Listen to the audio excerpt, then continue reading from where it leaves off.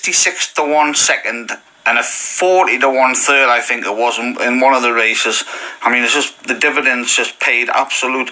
I mean, I looked at the form and the workouts of all the horses, and they were all like over 40, 51 seconds, 52 seconds, 54 seconds. I mean, that is pretty slow going, even for, 4,000, 2,500 claimers. That is pretty slow. So, you're talking like Grants Pass. You might as well just go for the outsiders if you're betting pre-race, and just hope for the best. We have Mountaineer on tonight, Philadelphia, Presque Down, Cecil Down, and Tia Park. And I don't start, betting in the US. I do like Mountaineer, but I don't start really betting for my punters, my clients, until Wednesday, Thursday, Friday, and Saturday, because my specialist tracks are Santa Anita, Del Mar, which is off the minute, the Northeast tracks, Belmont, Aqueduct, Keeneland, and obviously Gulf. I do in the winter. I do the Gulfstream, and obviously Gulfstream Park West is on at the moment. But I do in the winter. I cover Gulfstream in the winter because it goes on for so long. By the time it comes to March, April, May, I'm just focusing on other tracks, to be honest with you, because it just goes on too long, the Gulfstream meet. So, anyway, let's have a look at the Breeders' Cup. Now, I know that's taken a lot of time this morning, but you've got to listen to this, right? In the Classic, right, the Breeders' Club Classic, I think Improbable's going to win, but, this is not my PDF yet. I'm going to wait till the fields are set. The fields aren't set, still not set yet, so I'm going to wait till the fields are set. That'll be 4 or 5 days before it's, the race is due. It's only 2 weeks away, 2 or 3 weeks away. Now, it goes on from November the 6th and 7th, but there is some Breeders' Cup races on the 8th as well. That's on the Sunday night, so I'll try and cover all 3 nights. But obviously starts on the Friday. You have the 6 Breeders' Cup races, 7 Breeders' Cup races on the Friday, and 7 Breeders' Cup races on the Saturday. But the Classic, let's have a look at the Classic. That's the main race, the Breeders' Cup Classic. Now, the horse that's come to the fore is Improbable, Bob Baffert's Improbable, from Southern California. Swiss Skydiver, I don't think that one will take its place. I think Swiss Skydiver will run in a different race. Tis the Law, Authentic, they're definite contenders for the places, but I don't think anything's going to beat Improbable. So we've got that one down. The Long Irons Turf, well, that's now Gaieth is out of the race, retired yesterday due to an injury. We've got Zulu Alpha, but I've got a horse here. I mean, Zulu Alpha is one of my favourite horses in the state. It's won us absolute fortunes over the last 2 years. But I've been keeping my eye on this horse, one horse, and it's ex-Willie Haggis horse. I'm only going to say that, and I'll give you more at the day. But Zulu Alpha is definitely on top of my list. But I think this other horse, it's a turf horse. I mean, he needs to find about 10 points on the buyer system.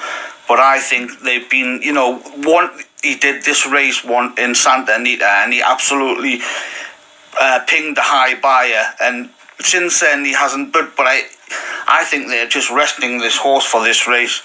And I think it's going to be like 33 to 1. You know me, with these big races, I pop these winners up every year without fail because I'm watching them all the time. Anyone can back me up with this. Pegasus Night, we had 8 winners. The Queen's Plate Festival in South Africa, we had 9 winners from 11 races. That's because I'm doing all the homework every single night and watching the races beforehand. If you watch all of the races beforehand, you get an idea of these horses and the connections.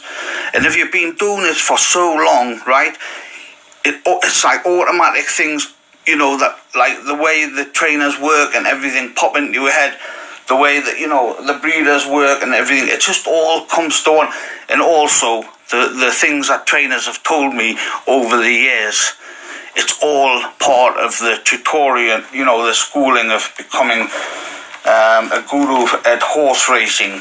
So, ask me anything about horse racing, anything you want, ask me and I'll tell you, right? But I'm not going to tell everyone in public, but I will tell people on these podcasts. We're getting quite a lot of people in the podcast now. At 400 will listen to this podcast. It goes to iTunes, everywhere like that, everywhere. There's a podcast, Flat Racing Guru UK, you can get me on. Right, we'll just look at that Breeders' Cup race, and we'll Zulu Alpha for the turf, and another one I said. And obviously for the sprint, the juvenile sprint, we've got a couple in there. I already mentioned Golden Pal. What else is on the Saturday? The Distaff. Swiss Skydiver might go for the Distaff. I don't know. If it does, it'll win that race. The filly and mare, you're talking Garmine, is probably one of the best. Filly and mare sprint is Garmine. Venetian Harbour's not bad. Speech. Bellafina's another one. I forgot Bellafina. And obviously in the juvenile filly turf, I've got it down to Ant Pearl or Fluffy Socks, Madone, Caminacci or Plum Alley, but I'm more leaning towards Ant Pearl and Fluffy Socks.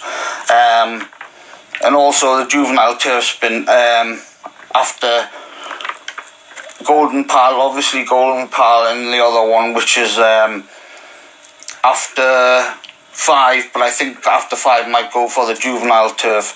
I'm not sure. I think after 5 we'll avoid Golden Pal and go for the juvenile turf instead of the juvenile sprint turf, which Golden Pal will probably win. But anyway, we'll talk about it later, but I've got to get on because this is going to run out this time. Right, we'll talk about this 12.25 at Yarmouth, will we?